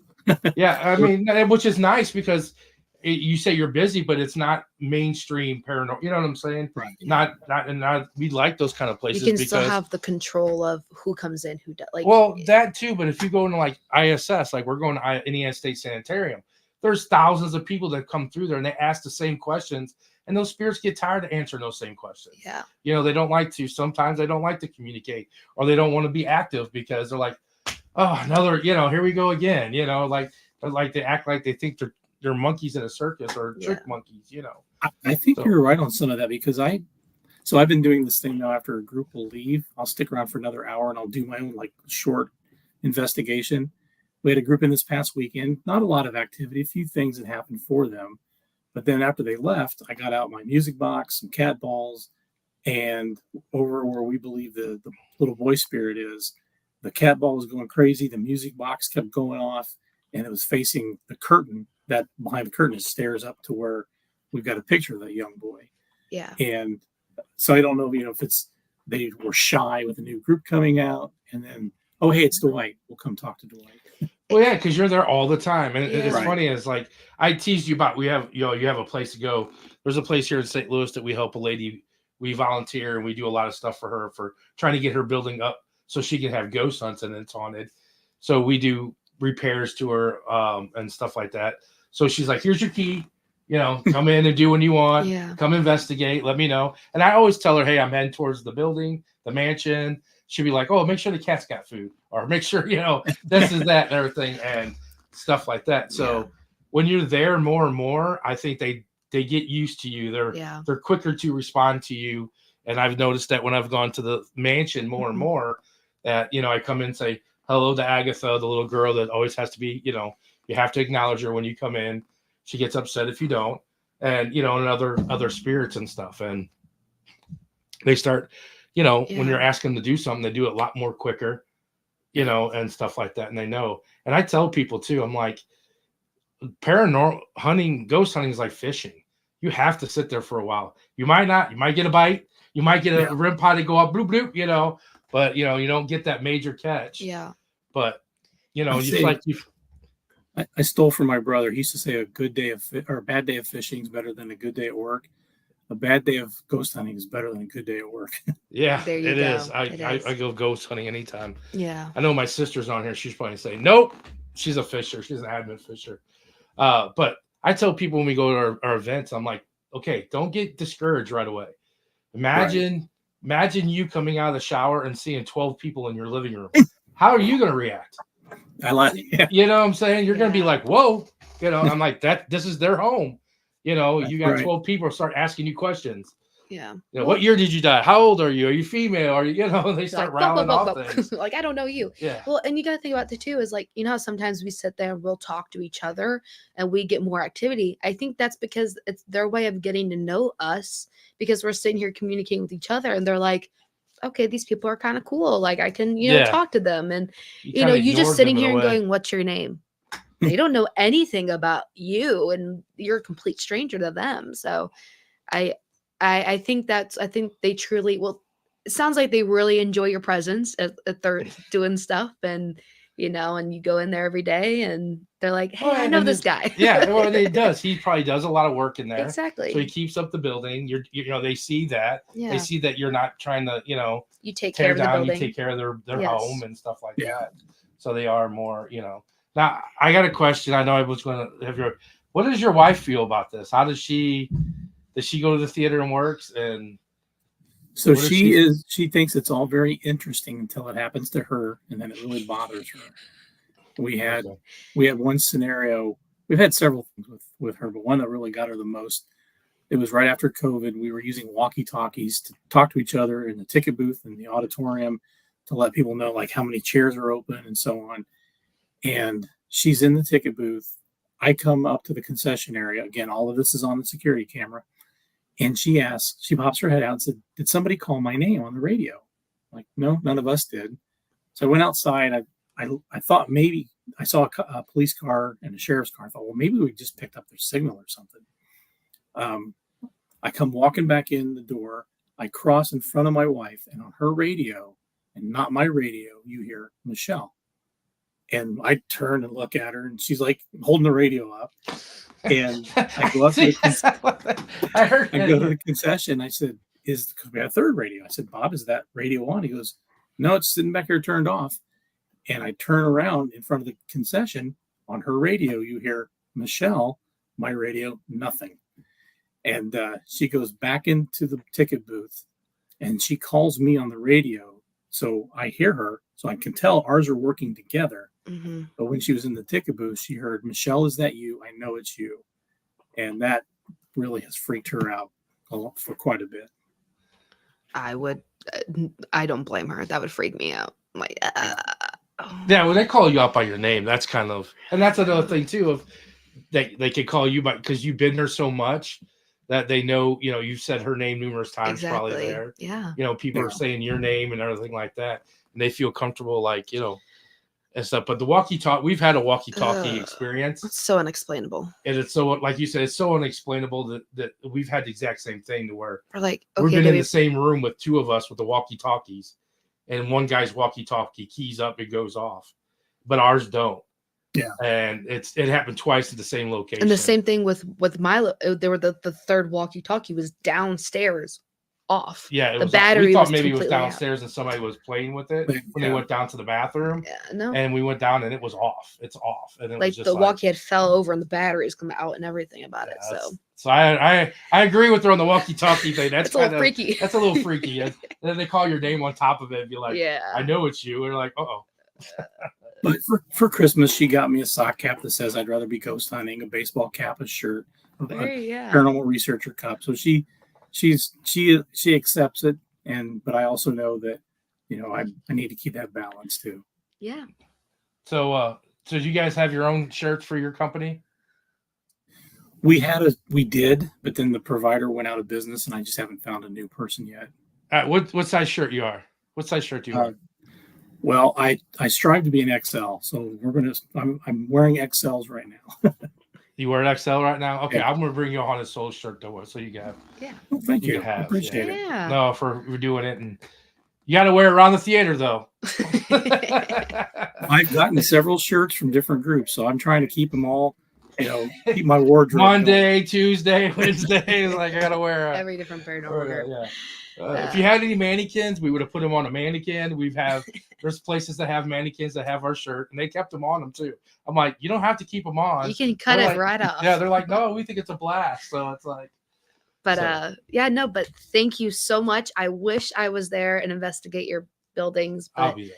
He will be there. I'll definitely have to come back and investigate. We'll definitely come back and that way I can experience it. But no, thank you so much for coming on and telling the history and hauntings and getting to know you and promoting the theater and everything. Yeah, so go follow theater. You are having a Paracon on September 21st. If anybody's in that area, you want to go to there.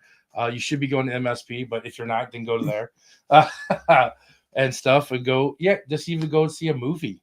Yeah. Go support them. Like I said, everything goes back into the theater and to the thing, and everybody's a volunteer, which is really cool. That's kind of cool. That's how they can show movies at a good price and stuff and everything. But yeah, thanks, Dwight. Hopefully I meet you Saturday. Yeah, like I said, once I'm done working at the theater, I'll try and swing over, at least introduce myself in person. Well, so we're doing both. So I think we'll probably do is we'll start 9:00 at the theater or at the jail. I think we'll probably investigate that to 11:30, and then we'll probably come over to the theater and run it the rest of the time at the theater. Yeah, don't like Justin. Justin's been investigating a lot longer than I have. It's a small group. Yeah. So yeah, I think we'll do it that way, and then that way it'll be both, and if they want to go back to the jail, if they want to stay at the jail, they can stay at the jail. Or you're only going to have one person, right? Yeah, I just have one volunteer. Yeah, so they're going to have to go back and forth. Yeah, we'll probably do it that way. We'll do half and half and stuff like that. So, all right. Well, thank you, sir. Disappointed. I think. I probably will. Yeah. And if they don't, I'm like a monkey at a circus. I'm entertaining. So everybody gets I do the silly tricks if no one else is doing them. So. The people that are coming are very good people. So, yeah, they're all people that I know. So, we're all good. We'll be good. Everything will be a good time. I'm sure you will. I appreciate it. I appreciate choosing us. Thanks. No problem. Thank you, Dwight. I'll see you Saturday. Take care. Oh, by the question, is there a chance that we can get in early to take pictures? Of the theater? Either or. Jail.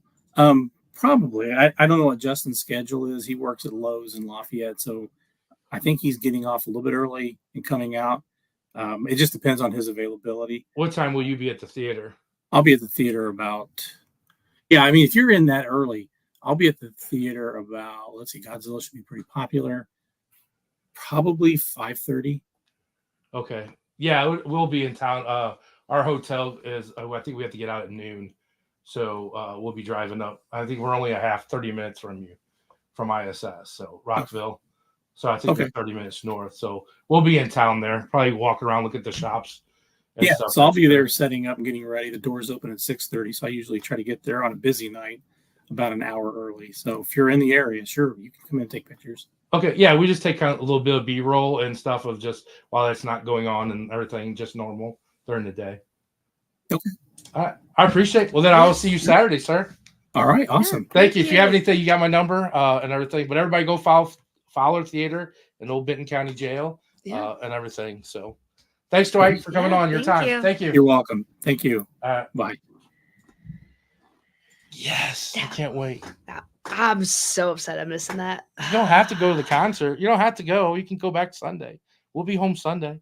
Just tell Keith you can't. No, I already made the commitment, though, that I told him I was going to be there, though. Your commitment is to me. No, I made the commitment of I said I was going. But that was really cool. That was really cool. Yeah, I can't wait. It's going to be, I mean, I saw Spirit Stalkers. I think that's their name. I can't remember. Yeah. I had seen them on their TikTok and they were getting some stuff because Brandon was actually there with them. Yeah. The Brandon that we know. Yeah, Brandon was there from Revelant. What else is going on here? You're gonna be able to do that. Oh, it's fine. Let's see. Kenny said they go on sale at midnight and they sell out in 4 hours. Yeah, between 12 midnight and go on midnight. That is such a weird time. Because that's the date changes. Kenny, so they do. So what they do is they probably set the timer to go on sale at that date. Oh, I know. And Kenny, I think I would guarantee that you would sell out both nights. That needs to be a Friday and Saturday thing. She said yes. I've tried at least for 3 years to get a ticket. Yeah, it's a hard event to get to. Well, now you know midnight. They go on sale at midnight. You're gonna have to sit back because the mic can't get your voice. Let's see. Jess said, no matter how much you think you know, you can still learn. If not, you are delusional. Don't feel bad for learning. Yeah, exactly. The paranormal is such a, I mean, you've been doing this for 5 years. I've been doing this for 4 years. And I mean, we're learning every single event that we go to, every podcast that we're doing. We're constantly trying to learn new things. So everyone in the paranormal, beginners should never feel like they're behind. It's only like the start of something. Don't ever feel like you're behind on it. Isabel said, still can't explain that, left me with chills. She's talking about the radio situation that we had. Oh, Isabel. I didn't know. Okay, I was like, wait a minute. I can't see you. You said Isabel. Yeah, I was trying to think who it was. Isabel. Yeah, yes. Isabel. Sorry. She was there that whole walkie, and that happened like that was our first rotation. Oh, that's right. Too. She was there at YMCA with that walkie-talkie. Yeah, like yes. that was like right off the bat. It was weird. It was so weird. Yeah, that was. Carrie said, I have a cousin in Lafayette. Yeah, I didn't know they were so close. I don't even know where Lafayette, Indiana is. Isabel said, no, come with. I know. See, you won't. Sorry, you have to deal with me. It's me and Andrew Nikki. Everybody will like Andrew. Yeah, Nikki. Andrew Nikki's really cool. Yeah. You're in good hands. Yeah, you're in good hands.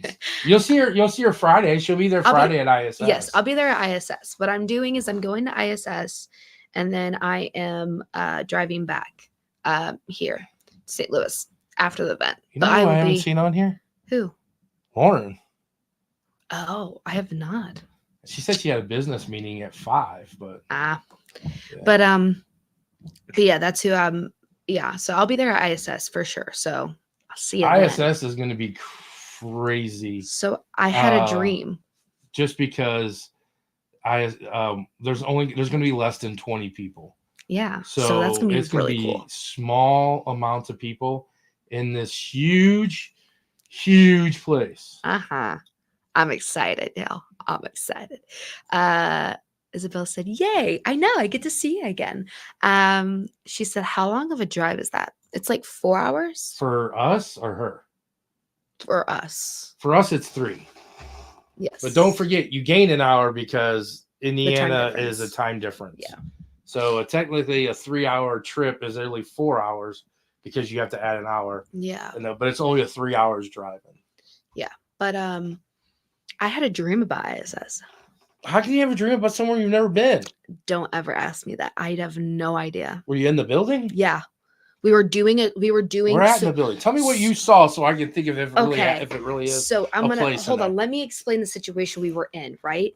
Okay, here we go. It's gonna be a long story. Everybody buckle down. No. She tells So stories you know takes how we forever. were explaining, like, oh, we were gonna take, since we have such a small group, we're gonna take a tour Right. before everything. So that's where we're at. We're on this tour, and there's about it's a decent sized group where like you're taking them, I'm trying to caboose everything like that, and we're in this weird like we go down these steps, and there's a door, and it leads to this room, and then you're gonna walk through the second set of doors.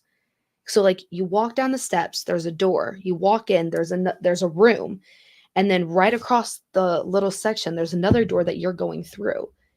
And for some reason, that the go in that first set of room, you know what I'm talking about, there's like this hallway, but then when you go to the door, there's these little like 3 steps that go down into the room. And there was this man who came up, and I saw him, and I turned around, and he's in this military uniform. And then I blinked my eyes, and he's gone. And it was like a younger, I would say probably like early 30s, late 20s. And he had like this buzz cut hair at first with this military uniform on.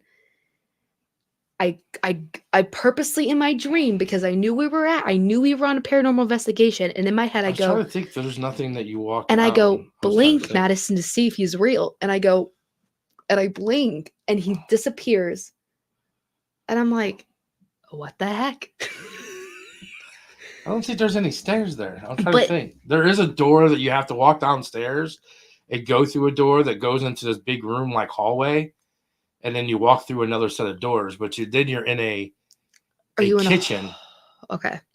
They're kind of like in a kitchen. When I was going through the second set of doors, I woke up, or I stopped dreaming. Yeah, it's a kitchen. It's like a dining room / kitchen that you walk through. Yeah. I don't know if they were, it was like a level down. So I don't know if they're like stairs, but there was like a little, because it was like almost like the person was coming up into where we're at. So I don't know if they were actually stairs, because that's what I think they're stairs. I mean, there's stairs. There's like stairs at the administration building. No, this was at. Like you have to walk up these big, like they have big flights of like big open, like when you walk into like a courthouse or something, those big steps the administration building has, and you walk up and then you go up the sides and you walk up again. Yeah, no, this was like we went down like a side step, like a side staircase. There is when you started saying the side staircase and a door, there is like in the fifth building on when it has the 5 floors where I saw the doppelganger at. Yeah. You walk down the back steps and it goes right to a door. And when you open that door up, there's a hallway. It's like a long, big, wide hallway, like a room.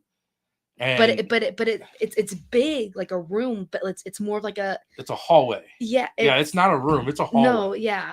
And you walk down, and it has a door at the other end. But there's no stairs. There's nothing that he can come up. There's an outside. So if we go to this place and I go, oh my gosh. Oh my gosh, I'm shitting my pants.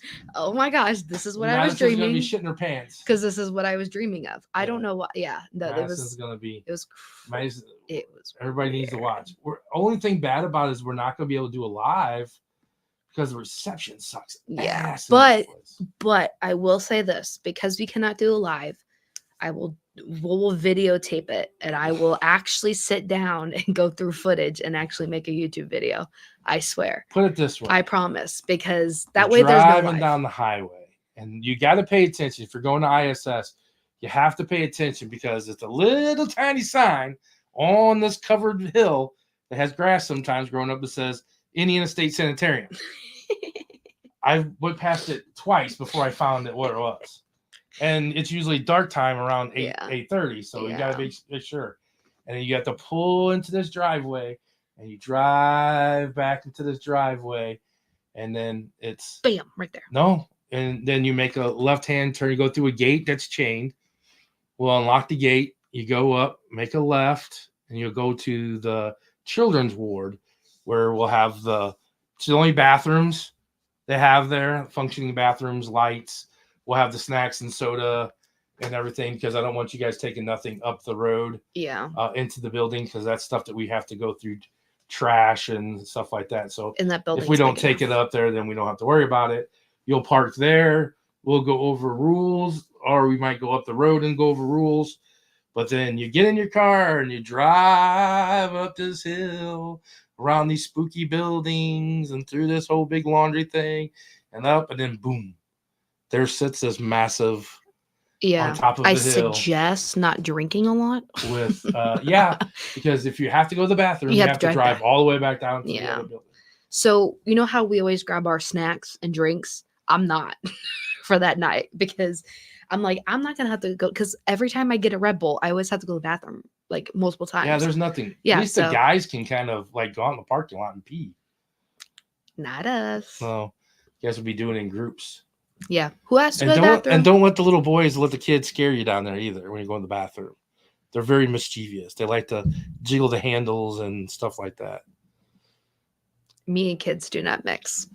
It's kid spirits. But there's no electricity. No. So we're talking about it's dark. It's dark. It's dark. It's so dark, bring dark. extra flashlights, bring extra batteries for your flashlights. Yes. It is dark, is dark, is dark. Dark. The thing, I'm gonna take her up. Hopefully we get there and we can take you up there during the day. Yeah. And let you see what it looks like during the day. I would love to take some photos and everything during the day. Yeah. But you're gonna be like, oh, I can imagine what this looks like at nighttime. Yeah, no. So I'm excited. Big. I'm excited. It's like you can't hear or see anybody that's like in wings away, but you hear things and you're like, but it's so far away. It's like it's weird. Yeah. Place is just weird. You're missing out if you're not coming. I'm telling you. But yeah, so since we can't do it live, we'll do YouTube. And you'll have to watch next week to hear all Maddie's favorite things. Hopefully Maddie will do some cuts and show some tidbits of her getting the shit scared out of her. Oh, because she's willing. I'm telling you right now, Madison's going to be in my armpit at certain times. This place is. You've been to a lot of places. The scary thing is I have to lead a group by myself. No, that's not. We're not going to do it that way. Oh yeah, that's right. That's right. Because we're going to do one big group, and then you're going to do one rotation by yourself. Yeah. I will do a rotation. Andrew, Nikki will do a rotation, and we're going to do it as one big group though. Yeah, I'm so glad. No, you're not going to. I'm so glad. But we could make you do a solo. I'm telling you right now, you will not. No, wait, me and somebody else. Oh wait, no, I gotta pick a new person because me and Jess were supposed to go do our solos together. Oh, Jess is bailing on you. No, Jess is bailing you on your solo. Isabel. That's the funny thing about it is that we could let you go in your solo in the 5th building. Yeah. And not have to worry about it. Everybody else could still investigate. You won't hear. Yeah, that's the scary part. Or you could send you to the nurses' ward or the old nursing home ward, and you could do or the administration building. No way. Or the doctors or the laundry rooms. What? Isabel said, no way. That's a small group. So exciting. ISS has been on my bucket list since I started getting into paranormal. That's amazing. Yay. I'm glad that you're doing it with us. Yes, of course. You'll have a blast. Isabel said, great. Mystery military man is going to be visiting us. I don't know why he was in a military uniform. Don't understand that at all. It used to be a tuberculosis hospital. So it could have been a man could be there in the military visiting his loved ones, or he could have had tuberculosis. I don't know, but it was weird. It's been so many things. It's been a tuberculosis hospital, nursing home, mental institution. Yeah. It's been all kinds of stuff. But you want to know what the funny thing is? I still got scared in my dream. Wait till you go to a room. When you go into one of these patients' rooms and see their clothes still hanging in the closet. Oh, man. Does any of them have a military uniform in there? No. Isabel saw I'm down. Okay, so I'm doing my solo with Isabel. Isabel said, I might pee my pants out. So will I. It's okay. We'll pee our pants together. Solo. No one told me this. Yeah, it was like a long time ago. No, it was 2 weeks ago. No, we had dealt with this the first time we had mentioned that we were going to ISS. And I was like, we should do solos. And Jess was like, I'll do it with you. Yeah. Man, it's all right. Not no more. It's all right. No, just joking. Jeannie needs to do a solo. No, what we need to do. Jeannie and Susan are doing a solo together. You two are doing a solo together. You know what? That's what we should do. We should all pair off and go to different. If that's areas. What yeah. Who do I get stuck with? By yourself. I can go in that place by myself. You can't? No, that place is freaking me out. You're to hear, folks. I'm telling you right now, you laughing. I'm scared. I'm telling you right now, that place scared. is okay. And you know what? Too. You know what adds the creep value to it? It's What? in the middle of nowhere. Like you could scream and no one's gonna hear you. Like that's what's creepy about it. That it's just the building itself. Like there's people's like it's hard to describe until you see it. It's like people's medical files are still laying there, and people's family photos are still on their desk. Personal items, cups, and it's just weird. Coloring books that have half-picture colored pictures, and crayons and games that are still set up. I know people have probably played with them and moved them around, but you have to admit that we were the first group back 3 years ago when they opened it up. When Indiana State Sanitarium opened up for public ghost hunts and private events and stuff, we were the first event group, not Haunted Souls, but who I used to work for. We were the first group, and I was on that first weekend that we were the first group ever to be in that place. And the things that we saw, things have changed over 3 years. There's no longer a lot of pictures and stuff people have taken and probably broken, just how people are and stuff. But like, that stuff is weird. And I'll show you the closet that they mopped the floor in there when they did it one time. And the lady that runs it, Addie, she showed me this picture that's really creepy. And it's still there. When I was there last year, it was still there. But in the one closet, you see little kids' footprints. Like when they mopped, their dirty footprints. Like they had stepped on them. They had stepped on the clean thing and was in the closet. First of all, who's walking barefooted up there in that crazy ass place? And why is it a little kid's footprint and stuff? And it's still there. I showed like Zach when we went there and stuff. He was like, I showed him. It was still there. Wow. I don't know if people have walked in the closet now or not, but I'll show you the closet. Yeah. Because we'll have to go up, and when we're kind of walking, if we go in there during the day, we'll take footage during the day. As soon as I pull up in front of that damn that doors, man, I'm like, my hair stands on the back of my neck.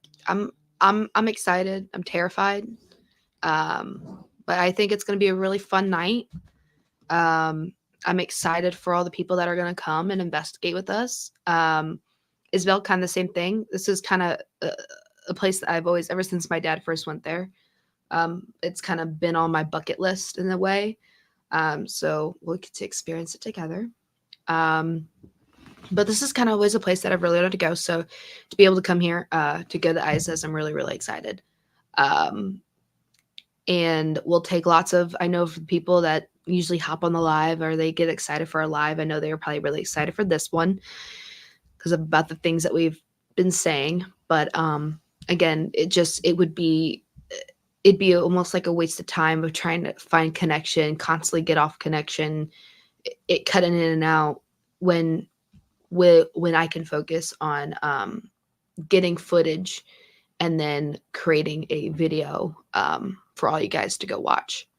And that's kind of something also too is I'll be working on this year is the YouTube. So not just being able to watch our podcasts on YouTube, but also investigations. So, but yeah, no, I'm excited. We're gonna be, me and Dad are gonna be driving down there, or over there. I never know to say over there, right? But yeah. Yeah, Jess, we'll get it. Just let me know. We'll work it out. Just let me know. Things might have changed. So all right, we'll figure it out. But yeah, just let me know. We'll figure it out. We'll get you there. Yeah. But super excited. So I'm excited for next week. Because I think next week podcast is just us, right? Yes. And next I bet you we'll be able to talk about 2 hours about. Yeah, next week will be our adventures at ISS, Maddie's adventures, and then my adventures at Fowler and Benton County, old Benton County Jail. I can't wait to go into the padded jail cell. Yeah, that's something different. That's kind of cool. Yeah. Sit up there and be like, "Tell me, spirits." You know what you should try? You should send somebody in there, close the door, and let them scream and see if you can hear it. Well, that's kind of cool. Anybody take an EVP in there? Heck yeah. Put an EVP and leave. Ooh, we might do that too. Yeah. See? Yeah, see, she's not even here. All right, want to finish up the comments? Yep. Jesse said that will be a great show. Yeah, you'll have to tune in next week. Carrie said, can't wait to hear all about it next week. Sounds like a really fun weekend. Isabel said, hey, heads up, I'm bringing my boyfriend who's a correctional officer, so I'm curious the stuff we get in the jail. Yeah, that'd be really fun. Yeah, maybe we'll stick him in the padded room. Isabel's like, go in there. Yeah, we'll stick you in there. Scream all you want. But yeah, so that's kind of what's to come up for this weekend and next weekend. Get your friends. I think we're at where are we at on YouTube? Cannot hit that mark.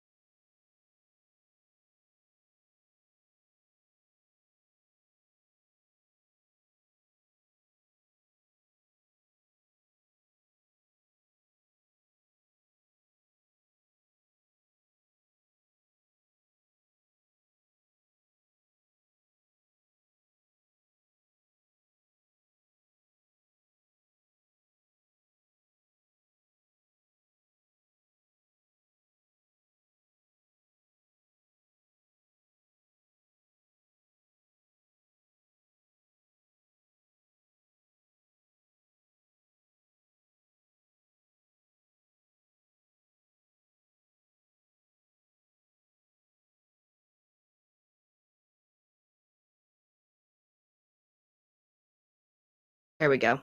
Go ahead. All right. So yeah, tell your friends. We're 425 on our subscribers on YouTube. We're 75 away. Everybody go in there, like it, subscribe. 75. We might 500. We might have a party. I know we're giving away a shirt. Yeah. And stuff. Go on TikTok and like us. We're almost at 3,000 on TikTok, which is kind of cool. I know some people are like at 10,000 and stuff, but 3,000 for us. We're not TikTok creators. We only use it as an advertisement thing, so we're not on there. And if people see us on lives, and let you guys know, if you do give us gifts and stuff, all I do is take that money and give it back out to other gifts and other stuff. Gifts, other gifts to other paranormal groups and stuff. I know if you go on there, everybody's been on there and watched Santiago. He's trying to go on. He got banned today on TikTok for God knows saying what. I mean, he did say midget and take their voter cards away and talking about gas prices and stuff. He has to watch what he says. Yeah. But the funniest thing is last Friday or last Thursday, he was on live for the first time. He's never been on TikTok live. He does the whole Facebook live thing because he gets away with more stuff. He's very free will. What I liked about him, he says what he wants to say. He'll tell you what you need to hear. Yeah, and he don't know about the gifts and everything. And I was putting things on his head, like the cowboy hat and the mustache. And he was just, oh my God. He was like, there's a cowboy hat and a mustache on my head. Yeah. He was like, and then I like, oh my God, I put a crown on his head. He's like, oh my God, I got a crown. What are you doing? He's like, he was so funny of all this stuff. Gave him sunglasses. I spent like 1.2 thousand coins on him by just putting things. It was $10. But that's stuff that I use that people have given us in our lives. Yeah. So I only just put it back in. But his reactions of all the gifts, like lightning in his eyes and and stuff. I did the corgi that shakes his butt. He's like, oh my God, there's a dog. He's like, so if you guys follow him on TikTok, we'll see how long he can do his lives. We're gonna be watching them now. It's very sensitive, and that goes for anybody who decides to go on live. It's very sensitive. You can't even say banned. You have to say bananaed. You've been bananaed. Also go to our Haunted Souls Paranormal group page. I know like Jess, she sells earrings and stuff. You can promote your stuff on that page. We're almost at 1,000. We're trying to get 1,000 on that. That's a promotional page that anybody can advertise anything you want. I keep telling Kenny they can advertise as Kimswick kitchen and bath on there. Yeah. Any kind of promotions or anything that you're running, or if you want to say, hey, I'm going to be at this vendor. You know, if you guys like my jewelry, I'll be here or I'll be there. Yeah, promote it. Come out, promote anything you want on that page. Promote it away, baby. Tell your friends to like it and they can promote and stuff like that. So, yep. Yeah, thank you for coming out and listening to us. I hope you enjoyed Dwight. It was really cool. Those are the kind of places that we like to do because people don't know them type of places. Yeah. Like I said, if I wouldn't have watched the TikTok, I would have never known there was a Fowler theater that was haunted. Yeah. And stuff like that. So small places like this. We're still trying to get up. We need this weekend's kind of busy. After this weekend, with ISS, we're on a lay till May 18th. Yeah. We don't do nothing till then. We do have a couple of antique malls that want us to come and investigate. Yeah. One we might be actually holding an event at. The other one said I can hold an event there. I was like, okay. I'm like, all right, I'm like all these places. Yeah. So we're going to be doing those and probably go live. Yeah. In a couple of those and stuff, but we're going to be really working on the podcast stuff from April to May to hopefully try to get in this and get our podcast set up there. Yeah. So we can start doing it there. I think that adds a little bit more creep value to the podcast and stuff. You'll see us looking around like you did. You think I'm going to do it now? I'm doing it. Hell, man. I'm going to put you back against do you want to? Okay, so mom's 5'1", and I saw like your height or above something.